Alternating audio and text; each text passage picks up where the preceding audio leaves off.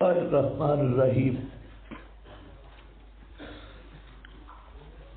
کتاب انزل الیک،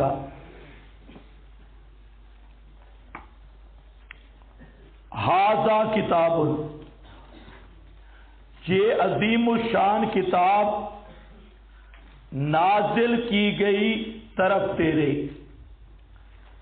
فلا یکن فی صدر کا، پس نہ ہو تیرے سینے میں حرج تنگی، من ہو اس کے بیان کرنے سے، لتنذر بہ، تاکہ ڈرائے تو اس کتاب کے ذریعے، بذکریٰ للمؤمنین، اور ذکریٰ نصیحت للمؤمنین، واسطے ایمان والوں کے، اتبعوا ما انزل، فریضہ امت اول، اتبعوا تابعداری کرو، ما انزل الیکم، جو نازل کیا گیا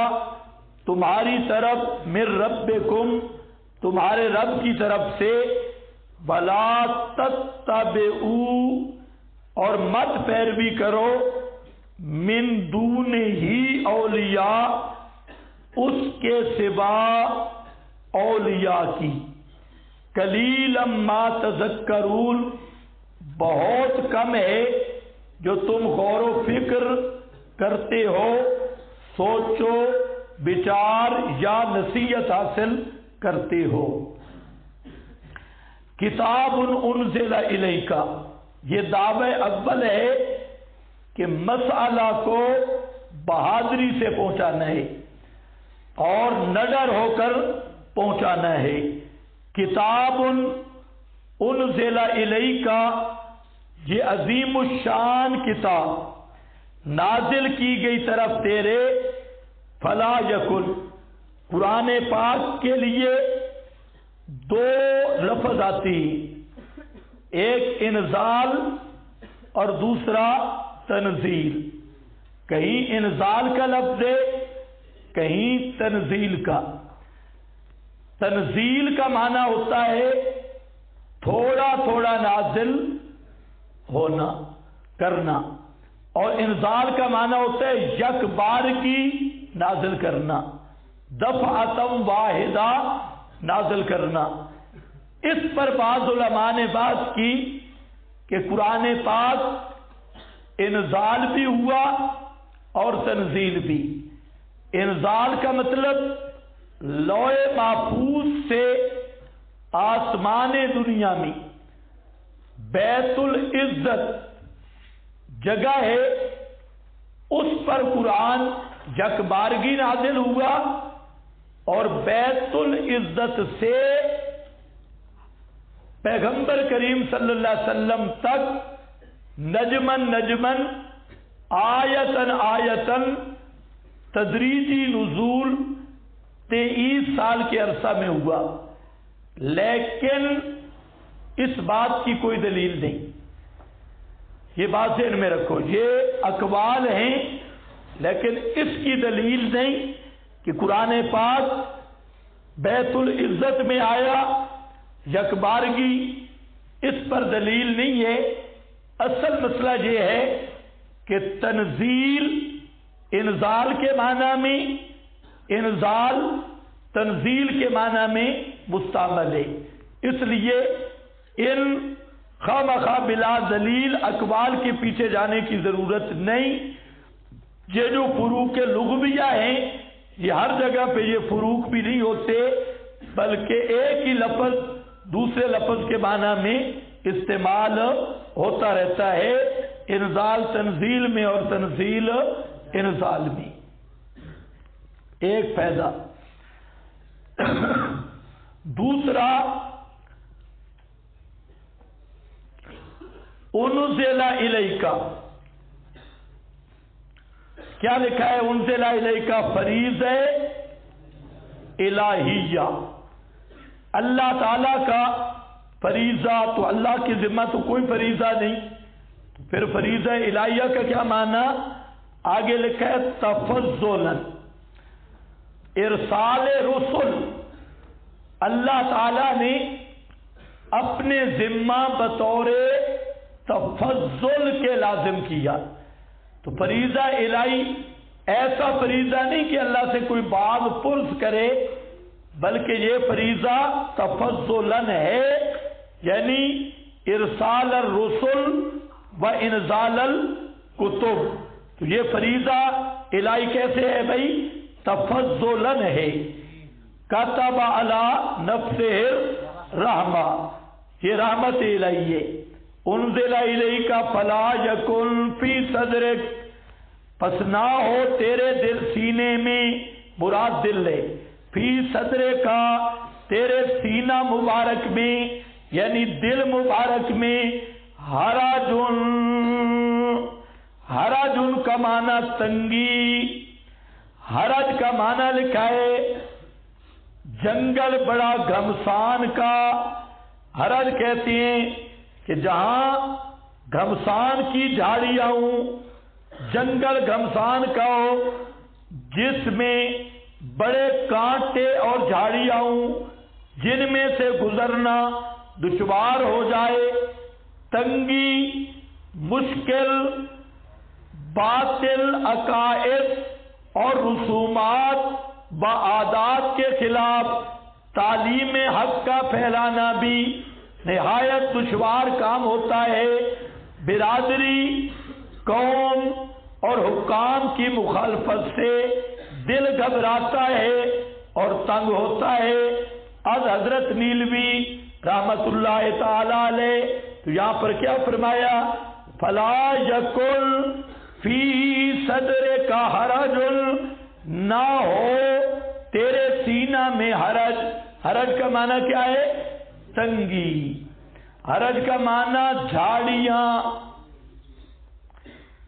کانٹے دار جھاڑیاں، ہر طرف سے جہاں سے گزرنا مشکل ہو، ادھر سے جائے کانٹا چبھے، ادھر سے جائے کانٹا چبھے، ادھر سے جائے کانٹا چبھے۔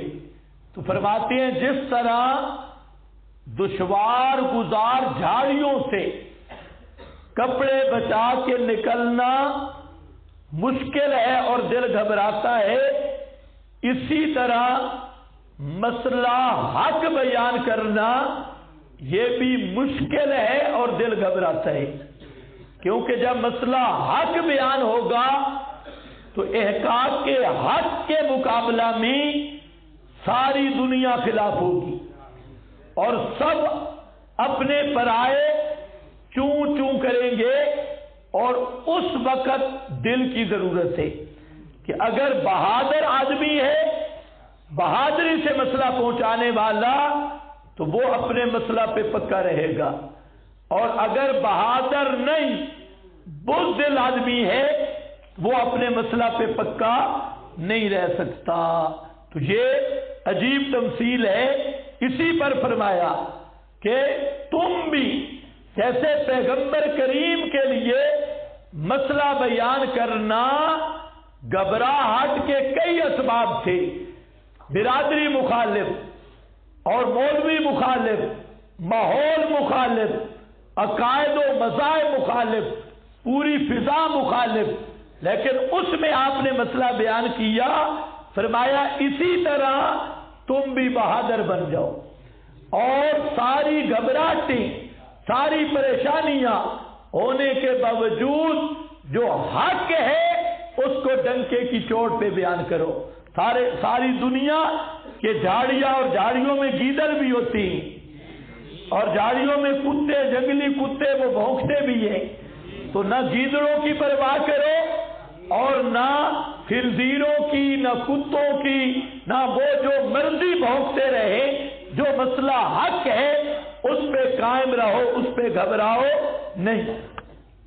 کوئی سن رہے ہو میری بات؟ کتاب انزل الیک فلا یکن فی صدرک حرج، حرج کا معنی وہ بھی آ گیا. یہ حضرت نیلوی شاہ صاحب رحمت اللہ علیہ کی یہ تطبیق. اور حرج کا معنی عربی موجود ہے آپ کے پاس. حرج الصدر، صدر یعنی ذیقہ، سینے کا تنگ ہونا. حرج کا معنی سینہ تنگ ہو گیا اور گھٹتا ہے سینہ. من الحرجۃ التی، یہ وہ جھاڑی ہے یا مجتمع الشجر، جو جھنڈ ہو جھاڑیوں کا آپس میں ملا ہوا، ایک دوسرے میں گھسا ہوا. الذی لا یجد، وہ جو نہ پائے سالک چلنے والا اس کے اندر کوئی راستہ واضح. ینفذ منہ، اس کے اندر سے وہ گزر جائے. ایسا نہیں. اب الذی لا یقبل الزیادہ، یا حرج کا معنی ہوتا ہے جو زیادت کو قبول نہ کرے. امام راغب کہتی ہیں قد فسر الحرج ہونا بمعنی اللغوی، کبھی حرج کا لغوی معنی ہوتا ہے اور وہ لغوی معنی ابھی میں نے آپ کو بتایا، وہ کانٹے دار جھاڑیوں کا وہ جھنڈ جو آپس میں ملا ہو اور اس سے گزرنا دشوار ہو اور سبب ہو گھبراہٹ کا. ہاں بھائی، حرج منہ، منہ سے کیا مراد ہے؟ ضمیر کا مرجع. ایک آپ کے پاس لکھا ہے پہ تبلیغ ہی مدارک، دل تنگ نہ ہو، دل گھبرائے نہیں، اس کے بیان سے، قرآن پاک کے بیان سے.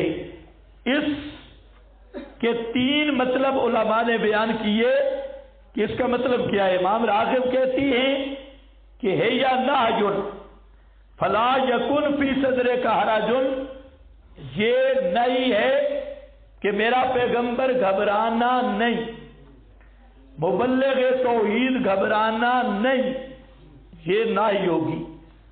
اور بعد نے کہا کہ یہ دعا ہے. دعا ہے کیا مطلب؟ دعا ہے پنجابی میں معنی صحیح بنے گا کہ شالا نہ گھبرا میں میرا پیغمبر ہیں، آپ گھبرائیں نہیں، گھبرائیں نہیں، یعنی اللہ کرے نہ گھبرائیں، گھبرائیں نہیں.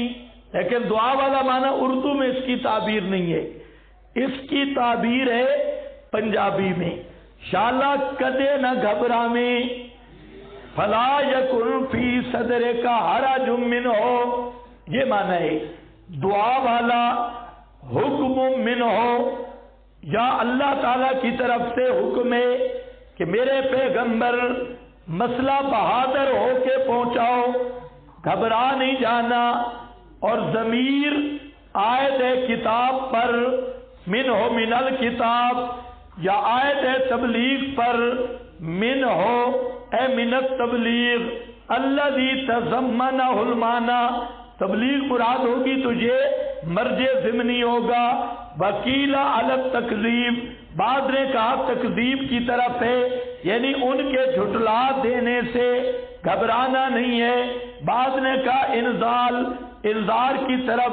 البحر محیط، بہرحال اصل جو راج تفسیر ہے وہ یہ ہے تبلیغ، قرآن پہنچاتے ہوئے، مسئلہ پہنچاتے ہوئے گھبرانا نہیں ہے. لِتُنذِرَ بِهِ، یہ فریضہ اولا نبویہ ہے. ہم نے قرآن کیوں اتارا؟ تاکہ تو ڈرائے اس قرآن کے ذریعے. وَذِكْرَى لِلْمُؤْمِنِينَ، یہ مستفیدین کا بیان ہے.